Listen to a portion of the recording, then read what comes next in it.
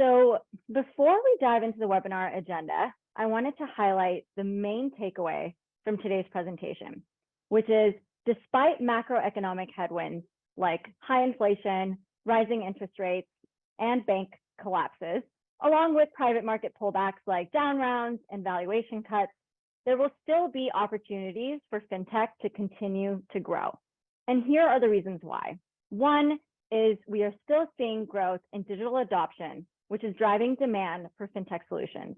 Two, fintech addresses the needs of the unbanked and underbanked populations worldwide, but specifically in emerging markets.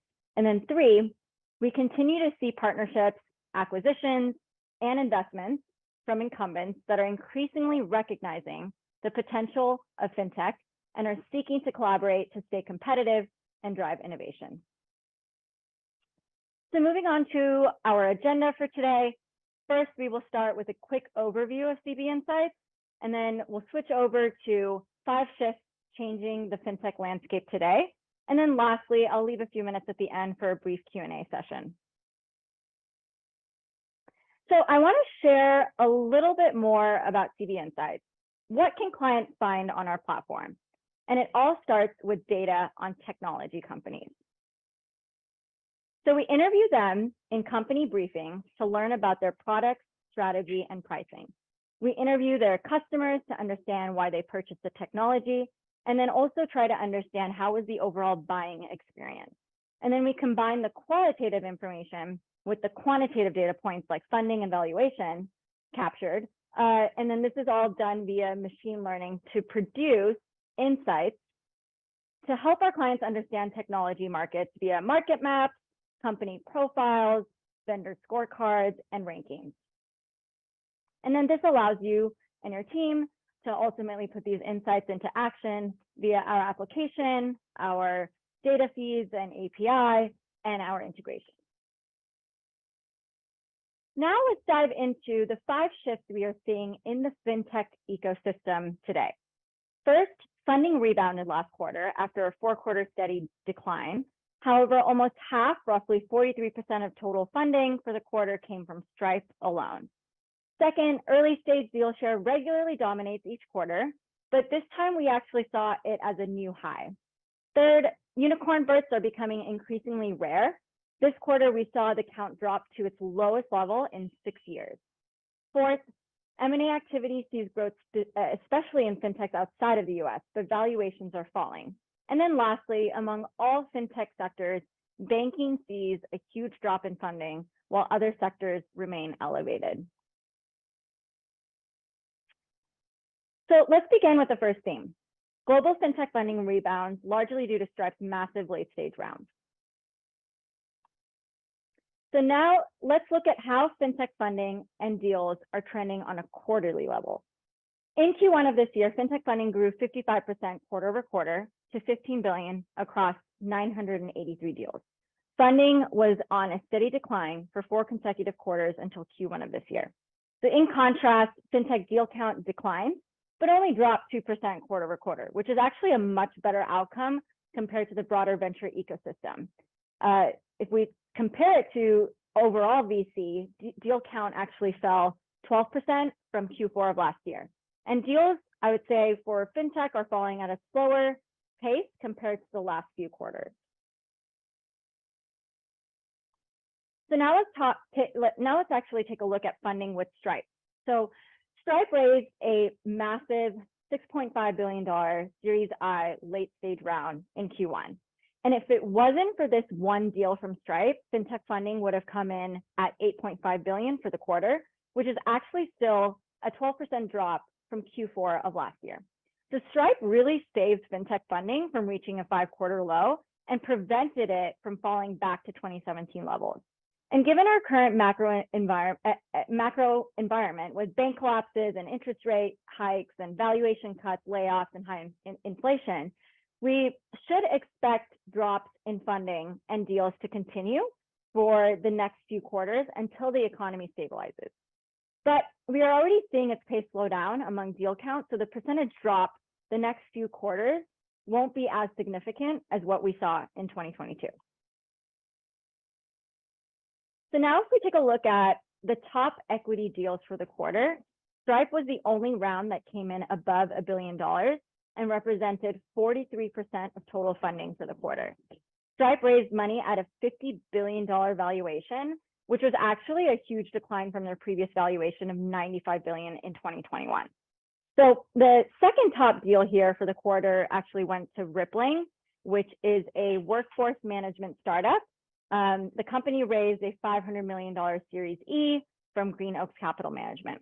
And then the last thing to note is that 6 out of the top 10 deals for this quarter went to US-based fintechs.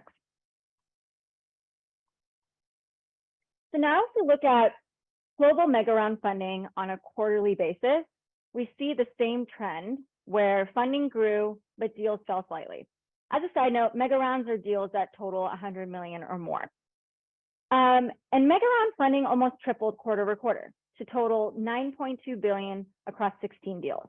However, again, 70% of total mega round funding for Q1 came from Stripe's late stage round, which really skewed funding growth rates for the quarter. Without Stripe's round, mega round funding would have come in at 2.7 billion for the quarter, which is an 18% drop from Q4's total. So on the other hand, mega round deal count dropped 24% quarter over quarter, which signals that investors are still deprioritizing these later late stage mega rounds.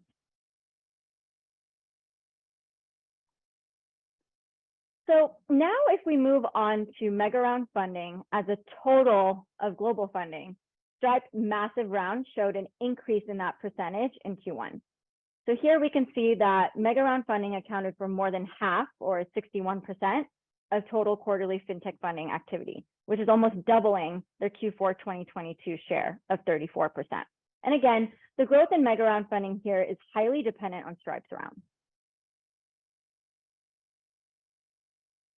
So now when we look at regional data, there were only 2 regions that saw an increase in funding quarter over quarter, which were the US and Africa. So US fintech funding tripled from Q4 of last year, which was actually a 5-year low, and it hit 10.5 billion this year, in Q1 of this year. So deals also rebounded, jumping 23% quarter over quarter to total 434. Even without Stripe's massive round, US funding would have still hit 4 billion, coming in slightly above Q4 of last year's total of 3.5 billion. So many of the US deals that came in Q1 actually came from early stage companies. So in fact, we take a look at US early stage deal share, and it came in at a 5-year high, and it consisted of 68% of all deals. So now let's take a look at Africa, which again was the only region besides the US that had growth in funding in Q1. We saw funding more than double quarter over quarter to reach 366 million, while deals fell 40% to 30. This was the 4th highest funding quarter for Africa, which had all their quarter highs within the last 2 years. So like I mentioned in the last webinar, this is due to increased access to technology in the region, such as mobile devices and internet connectivity. Currently, there's also a large population or a large proportion of Africa's population that doesn't have adequate access to financial products compared to other regions. So the potential deployment of fintech solutions really exploded in the last 2 years as access to technology like mobile phones and internet increased.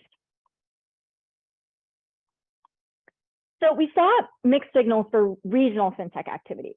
So the US and Africa saw funding growth, while Asia and Europe saw funding and deals decline quarter over quarter. Asia and Europe are the 2 strongest fintech hubs after the US, so they're important to highlight. Funding to Asia-based fintech sunk to 1.8 billion, which is down 33% quarter over quarter. Deals also fell 18% from Q4 of last year to 195. This was a 5-quarter decline in funding and deals for Asia, and was largely due to investors becoming increasingly cautious given the current macroeconomic environment and funding and having a preference to funding those smaller, earlier stage rounds. And we can see it in the data because Asia's early stage deal share grew by 7 percentage points from 2022's year-end share to reach 78% in Q1, which is actually a 5-year high. And additionally, out of Asia's top equity deals, one went to an early stage insurtech startup called Insurance Deco. And for Europe, funding dropped to a 5-year low, coming in at 1.7 billion, while deals ticked down slightly. Similar to Asia, Europe saw early stage deal share reach its highest percentage in 5 years, consisting of 74% of deals for the quarter. The top Europe deal went to eToro, which is a social trading platform, and it last raised a $250 million Series F at a $3.5 billion valuation. So moving on to our second trend. As mentioned in the last few slides, the current market has really shown that investors are becoming more cautious and are increasingly pulling back on the largest deals, the effect of which we can see across geographies and also industries where early stage deal share dominates. So let's start by showing deal share by stage. So early stage deal share clearly dominates year over year, but this quarter it really dominated. It reached a record high that we haven't seen in the last 5 years. So in 2023, year to date, 72% of all fintech deals came from early stage companies. So that is up from 69% in the full year of 2022. Again, this is due to investors becoming more concerned about overinflated 2021 valuations, and then also things like uncertain public markets, which are really compelling them to invest in those smaller, less risky early stage rounds. And now if we take a look at median deal size, we saw the biggest percentage drop quarter over quarter happen with mid and late stage deals, so at 47% and 35% respectively. The median deal size for mid stage deals in Q1 was 17 million, while late stage deals came in at a median of 30 million. So those check sizes are much higher even if new investors come into these late stage rounds, which shows that the smaller earlier stage companies that seek a median deal size of 2.5 million, which we saw in Q1, is way more preferred for investors during this current market. And out of all the fintech regions, Canada was the only one to see late stage deal share fall to 0%. In fact, 9 of Canada's top 10 deals in Q1 went to early stage companies. But we expect this percentage to be temporary, as it may be tied to economic factors and current investor sentiment. So now let's take a look at the top early stage companies. So among the top seed and angel rounds, 60% went to fintechs outside of the US, mainly in Europe and Southeast Asia. The largest seed round of $45 million in Q1 went to a UK-based company called Carbon Place, which is a carbon credit settlement platform. And now if we take a look at the top 10 Series A rounds, I mentioned this a few slides ago, but the largest round went to India's insurtech startup called Insurance Deco, which raised a second $74 million Series A after raising its first $37 million Series A round a month prior. So now let's move on to the next section, where I will discuss how and why fintech unicorn births dropped to its lowest level since 2016. And as a side note, unicorns are companies valued at $1 billion or more. So this past quarter, we saw only one unicorn minted that brought the total fintech unicorn herd to 314, which is still up 11% from Q1 of last year. However, total unicorn growth is starting to flatten from the exponential growth we saw in 2021. The one unicorn birth in Q1 was actually an 86% drop quarter over quarter, and the lowest quarterly level that we've seen since 2016. So over the past year, fintech unicorn births have become increasingly rare, as fintech and the broader VC space have started to undergo corrections in valuations. From Q1 of last year to Q1 of this year, unicorn births have dropped by 97%, which is pretty significant. And then Africa was the only region to see a unicorn born this quarter. So M&T Halan is an Egypt-based startup and lender for the underserved. They entered the Unicorn Club at a $1 billion valuation after raising a $260 million Series D, and they offer services such as buy now, pay later, nano loans, microfinance, payroll lending, and vehicle financing. So moving on to the next section, similar to total funding, M&A deals also rebounded this past quarter, but M&A valuations have dropped from what they were a year ago. So given the current macroeconomic environment and lower valuations, fintech startups have been starting to delay their exits. Despite this, M&A activity increased slightly this past quarter, rebounding 15% quarter over quarter to reach 172 deals in Q1. But this still marked a 34% decrease from their record high of 259 in Q1 of 2022. IPOs ticked up slightly to hit a total of 4 in Q1, but SPACs remained at 0. So the only IPO with a disclosed valuation of 25 million went to a company called Tap Global, which is a Gibraltar-based crypto platform. So most of Q1's top M&A deals involved fintechs based outside of the US. The top M&A deal went to Spain's Paycomet, which was acquired by Nexi for $371 million.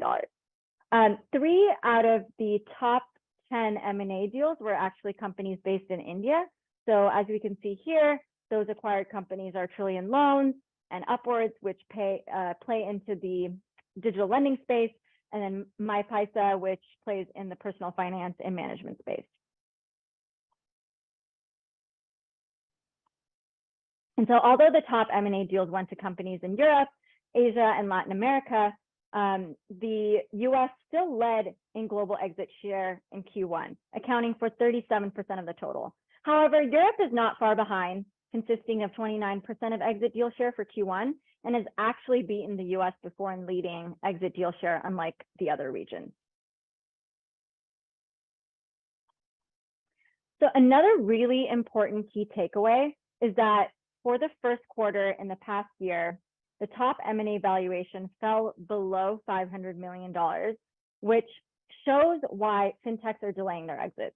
If we take a look at the far right, in Q2 of last year, companies were exiting at an M&A valuation in the billions. So for example, Wire, which is a crypto startup, was in talks with Bolt to be acquired for $1.5 billion. And as of September of last year, the deal was scrapped. And then if you look at Q3 of last year, the top M&A valuation came in at $699 million for LIS Holding. And then lastly, in Q4, we saw valuations coming in even lower at $500 million for SurePrep. So therefore, we should expect M&A valuations to continue on this downward path for the next few quarters until the market recovers. So in this last section, we will talk about sector funding and deals, specifically how banking funding has slowed tremendously the past few quarters while others see growth. So funding to banking-focused fintechs has dropped significantly over the past 2 years. It fell 64% quarter over quarter to reach $500 million in Q1, which is the lowest level since Q2 of 2017, where it came in at $300 million. The deal count also declined. It dropped by 16% quarter over quarter to reach 139 deals. Funding and deal count saw record highs in Q2 of 2021, coming in at $8.2 billion in funding across 139 deals. So compared to that record high quarter, we saw a 94% and a 63% drop in funding and deals, respectively, for Q1 of this year. The average deal size for banking startups comes in at 12 million in Q1, which is a 64% drop from 2022's average deal size. The median deal size also fell at the same rate to 4.5 million in Q1. So this suggests that early stage banking players that need smaller checks are more likely receiving the most amount of funding in Q1. In fact, early stage deals in banking accounted for 60% of the total for the quarter, which is a 5-year high. Meanwhile, mid and late stage deal share dropped 6 and 4 percentage points respectively in Q1. So continuing on that similar lens, banking only saw one mega round deal in Q1. The deal went to a Singapore-based startup called Aspire, which last raised a $100 million Series C.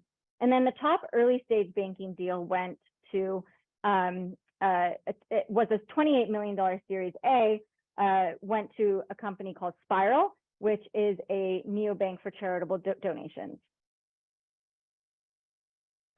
Now, if we take a look at the top funded challenger banks, 3 of the top 10 are headquartered in Europe, and then another 3 are based in the US. 2 are located in Brazil, and then Australia and South Korea each have 1. So the top 10 most funded players reflect the market's global reach and their significant capitalization.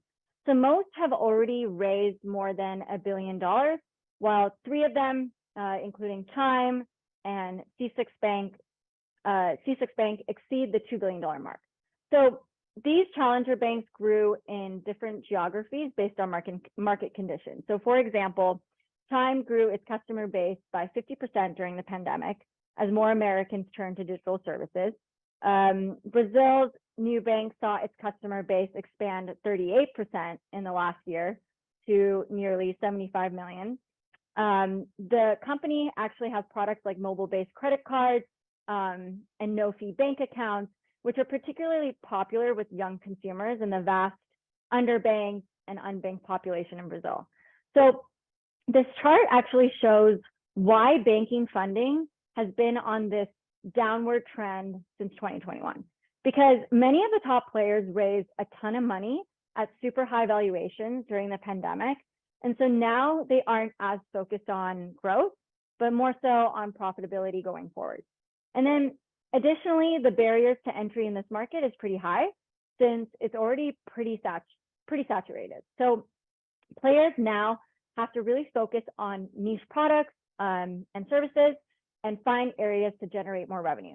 And we should expect to see more of these players emerge in developing markets where there are more of those, the unbanked and the underbanked consumers and businesses. And so when we compare banking to other fintech sectors, banking actually saw the largest quarterly funding drop in Q1 to almost reach the same number of deals and funding as capital markets tech. And then wealth tech funding only dropped by 24% quarter over quarter. Meanwhile, payments, digital lending, insurtech, and capital markets all saw a funding increase from Q4 of last year. So similar to geographical trends that we saw in the first section, sector activity is seeing mixed signals this quarter.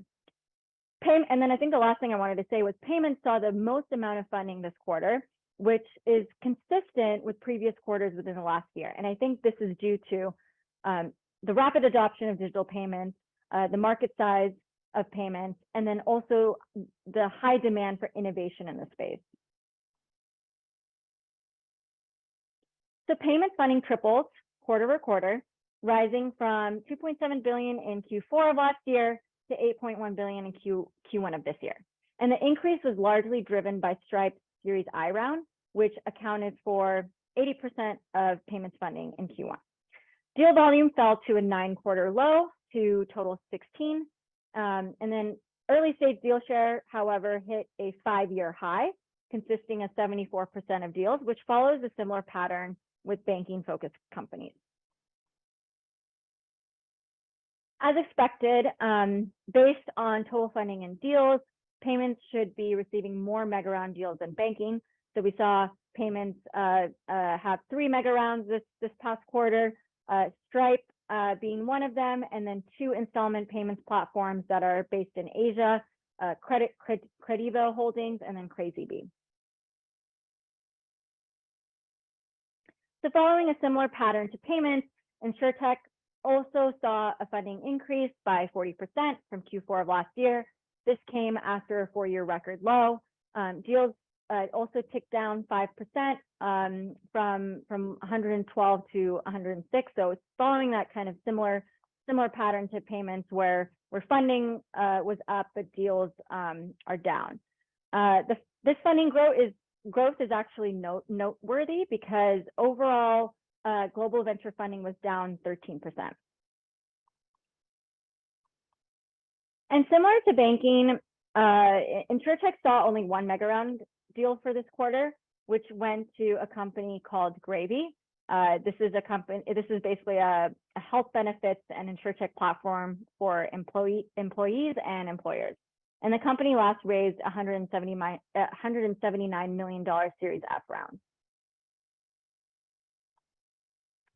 And so in conclusion, despite macroeconomic headwinds and private market pullbacks, there will still be opportunities for fintech to continue to grow because one, companies, especially in the payment space like Stripe, have proven that the demand and adoption of their services exist. Two, early stage fintechs will continue to receive funding for their innovative products and services that solve problems in today's tech environment. Three, unicorns are still being minted, but at a much, much slower rate. And then the fourth thing, fintechs are still exiting via M&A, even though valuations are decreasing. And lastly, more stable business models in sectors such as payments and InsurTech will receive more funding, while we probably might see that pullback in other sectors like banking as they kind of revisit how to make money and achieve profitability. Great, so now happy to take questions from the audience.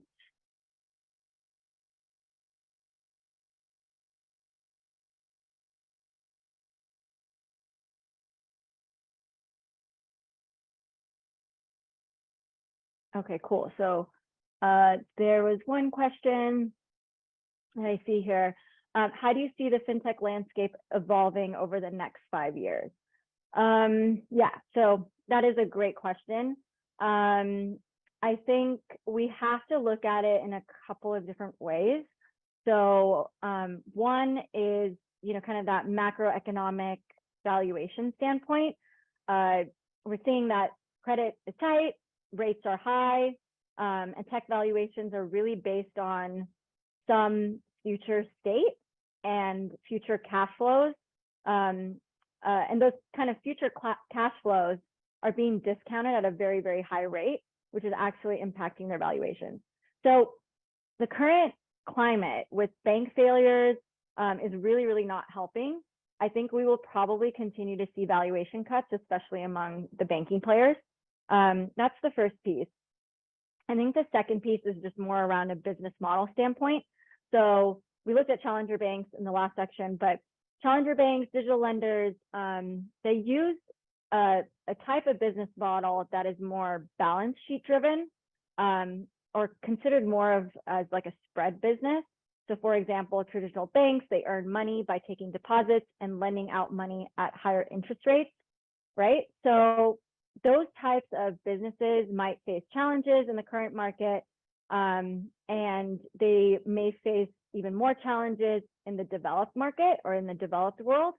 So I would say they wouldn't face as many challenges in the developing markets where the demand is high. So if you think of like Nubank in Brazil, that's a really good example. I think three, incumbents will continue to partner and invest in fintech. So if you take a look at some of the challenges incumbents face, a lot of it is, I would say a lot of it is around technology, and then a lot of it is also around customer experience.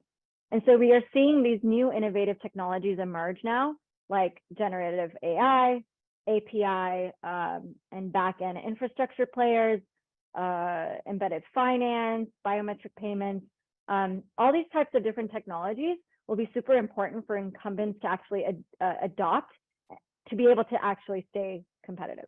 And then the last point I really wanted to make is financial institutions are, we've kind of seen this phase in the last couple of years where it's migrating into digital transformation. Now, I would say financial institutions are done with digital transformation. I think that's table stakes at this point. The next decade for financial services will really be driven by digital automation, not digital transformation. So I think that's a really key point there. I believe I just have time for one more question. Let's see here. Okay, so last thing, what are the key growth areas within fintech right now? So yeah, I mentioned a couple in my last in the last question, but a lot of the early stage players we are seeing are more, I would say, in the B2B space versus B2C. And this is happening across sectors in fintech, so not specifically in one sector versus the others. We are seeing a shift in funding going towards infrastructure and the API providers, similar to Plaid, but across various use cases, whether that's like payroll and cross-border payments, things like that. So a key growth area will be those B2B fintech players instead of B2C. I think this is also a less risky space versus servicing consumers. The second thing, Gen AI and financial services will be huge. We are already seeing a lot of early stage players helping with use cases such as financial analysis, synthetic data generation, conversational chatbots and things like that. So I would keep an eye out on Gen AI overall in financial services, but in other industries as well.